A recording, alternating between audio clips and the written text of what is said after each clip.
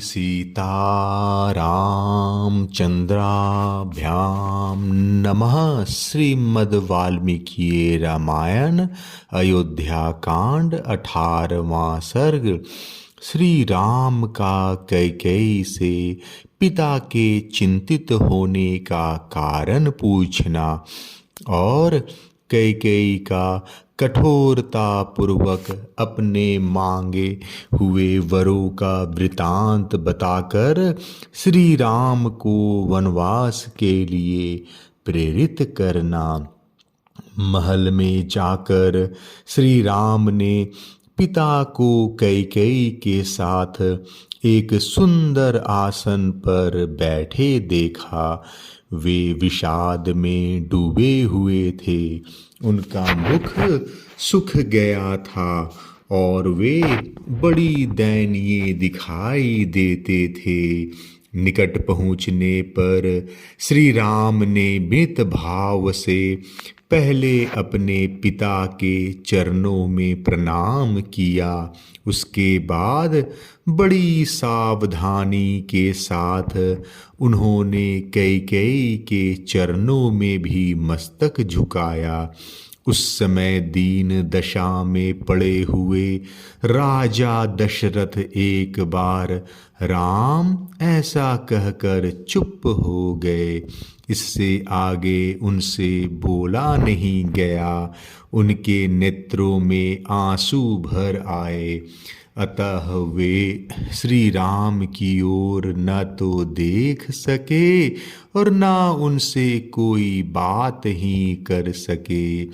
राजा का वह अभूतपूर्व भयंकर रूप देखकर श्री राम को भी भय हो गया, मानो उन्होंने पैर से किसी सर्प को छू दिया हो। राजा की इंद्रियों में प्रसन्नता नहीं थी। वे शोक और संताप से दुर्बल हो रहे थे, बारंबार लंबी सांसें भरते थे और उनके चित्त में बड़ी व्यथा और व्याकुलता थी।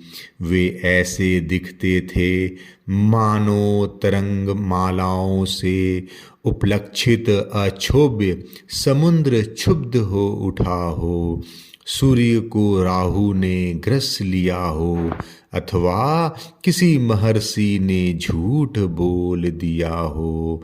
राजा का वह शोक संभावना से परे था।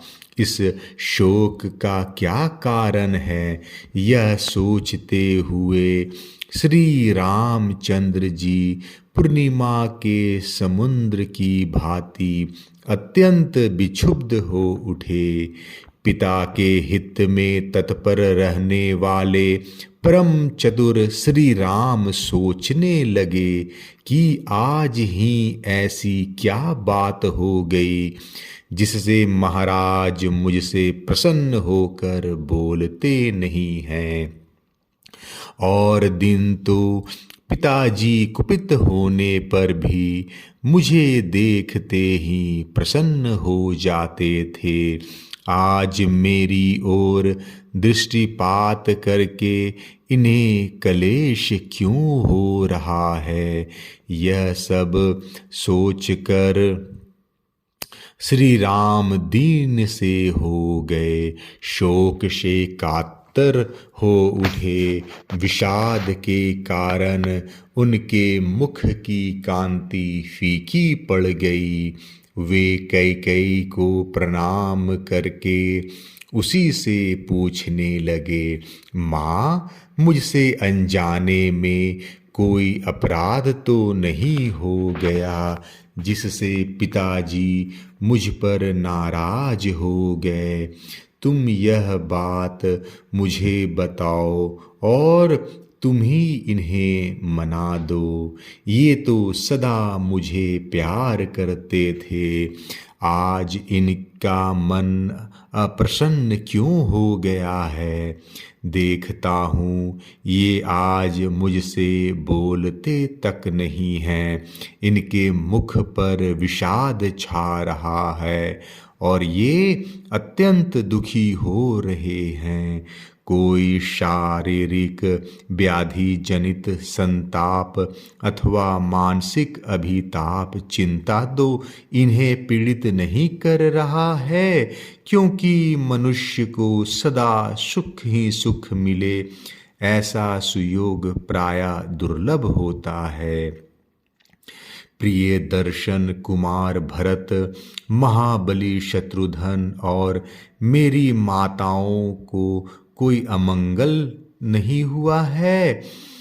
महाराज को असंतुष्ट करके अथवा इनकी आज्ञा न मानकर इन्हें कुपित कर देने पर मैं 2 घड़ी भी जीवित रहना नहीं चाहूँगा। मनुष्य जिसके कारण इस जगत में अपना प्रादुर्भाव जन्म देखता है, उस प्रत्यक्ष देवता पिता के जीते जी वह उसके अनुकूल बर्ताव क्यों न करेगा। कहीं तुमने तो अभिमान या रोष के कारण मेरे पिताजी से कोई कठोर बात नहीं कह डाली, जिससे इनका मन दुखित हो गया है। देवी, मैं सच्ची बात पूछता हूँ, बताओ किस कारण से महाराज के मन में आज इतना विकार संताप है। इनकी ऐसी अवस्था तो पहले कभी नहीं देखी गई थी। महात्मा श्री राम के इस प्रकार पूछने पर अत्यंत निर्लज कैकेयी बड़ी ठिठाई के साथ अपने मतलब की बात इस प्रकार बोली। राम, महाराज कुपित नहीं है और न इन्हें कोई कष्ट ही हुआ है। इनके मन में कोई बात है जिसे तुम्हारे डर से ये कह नहीं पा रहे हैं। तुम इनके प्रिय हो, तुमसे कोई अप्रिय बात कहने के लिए इनकी जबान नहीं खुलती, किंतु इन्होंने जिस कार्य के लिए मेरे सामने प्रतिज्ञा की है उसका तुम्हें अवश्य पालन करना चाहिए। इन्होंने पहले तो मेरा सत्कार करते हुए मुझे मुँह मांगा वरदान दे दिया और अब ये दूसरे गंवार मनुष्यों के भांति उसके लिए पश्चाताप करते हैं। ये प्रजानाथ पहले मैं दूंगा ऐसी प्रतिज्ञा करके मुझे वर दे चुके हैं और अब उसके निवारण के लिए व्यर्थ प्रयत्न कर रहे हैं। पानी निकल जाने पर उसे रोकने के लिए बांध बांधने की निरर्थक चेष्टा करते हैं। राम, सत्य ही धर्म की जड़ है, यह सत्य पुरुषों का भी निश्चय है। कहीं ऐसा न हो कि ये महाराज तुम्हारे कारण मुझ पर कुपित होकर अपने उस सत्य को ही छोड़ दे। जैसे भी इनके सत्य का पालन हो वैसा तुम्हें करना चाहिए। यदि राजा जिस बात को कहना चाहते हैं वह शुभ हो या अशुभ, तुम सर्वथा उसका पालन करो, तो मैं सारी बात पुनः तुमसे कहूँगी।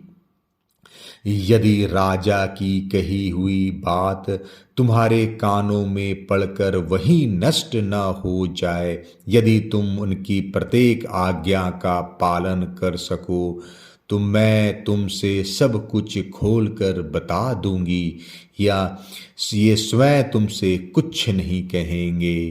कैकेयी की यह कही हुई बात सुनकर श्री राम के मन में बड़ी व्यथा हुई। उन्होंने राजा के समीप ही देवी कैकेयी से इस प्रकार कहा, अहो धिक्कार है देवी, तुम्हें मेरे प्रति ऐसी बात मुंह से नहीं निकालनी चाहिए।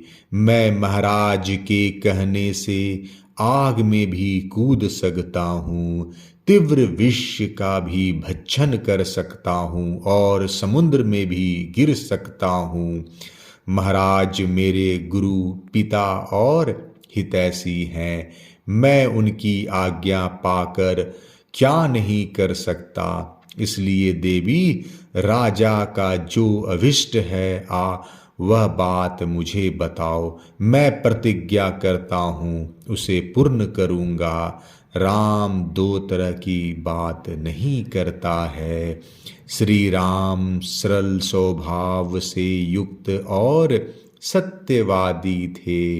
उनकी बात सुनकर अनार्या कैकेयी ने अत्यंत दारुण वचन कहना प्रारंभ किया। रघुनंदन, पहले की बात है, देवासुर संग्राम में तुम्हारे पिता शत्रुओं के बाणों से बिंध गए थे। उन महासमर में मैंने इनकी रक्षा की थी। उससे प्रसन्न होकर इन्होंने मुझे 2 वर दिए थे। राघव, उन्हीं में से एक वर के द्वारा तो मैंने महाराज से यह याचना की है कि भरत का राज्याभिषेक हो, और दूसरा वर यह मांगा है कि तुम्हें आज ही दंडकारण्य में भेज दिया जाए। नरश्रेष्ठ, यदि तुम अपने पिता को सत्य प्रतिज्ञ बनाना चाहते हो और अपने को भी सत्यवादी सिद्ध करने की इच्छा रखते हो तो मेरी यह बात सुनो। तुम पिता की आज्ञा के अधीन रहो। जैसी इन्होंने प्रतिज्ञा की है उसके अनुसार तुम्हें 14 वर्षों के लिए वन में प्रवेश करना चाहिए।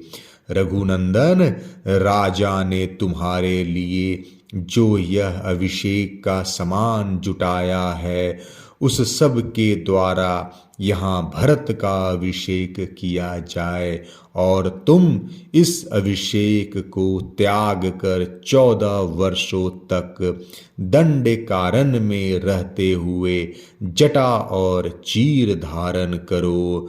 कौशल नरेश की इस वसुधा को, जो नाना प्रकार के रत्नों से भरी पुरी और घोड़े तथा रथों से व्याप्त है, भरत शासन करे। बस इतनी ही बात है। ऐसा करने से तुम्हारे वियोग का कष्ट सहन करना पड़ेगा। यह सोचकर महाराज करुणा में डूब रहे हैं।